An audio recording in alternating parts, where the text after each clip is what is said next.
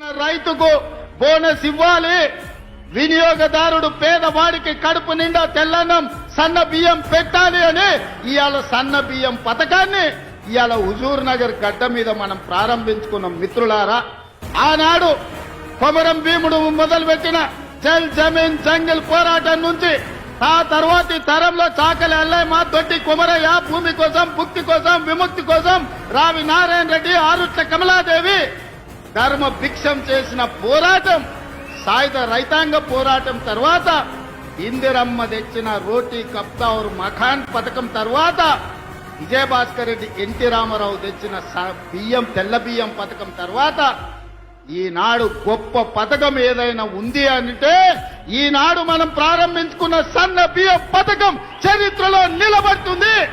ఆ చరిత్రకు హుజూర్ నగర్ వేదిక కావడం తెలంగాణ ప్రజల యొక్క అదృష్టం అని చెప్పి ఈనాడు నేను చెప్పదలుచుకున్న. మిత్రులారా, ఇది ఆషామాషి పథకం కాదు. ప్రభుత్వం ఎవడో ఇష్టం ఉన్నోడో ఇష్టం లేనోడో వస్తే ఈ పథకాన్ని రద్దు చేసే పథకం కాదు. చరిత్రలో ఎవరు వచ్చినా, ఎన్ని తరాలు మారినా, ఏ ప్రభుత్వం ఎవరు ముఖ్యమంత్రి అయినా ఈ సన్న బియ్యం పథకాన్ని రద్దు చేసే ధైర్యం చెయ్యరు.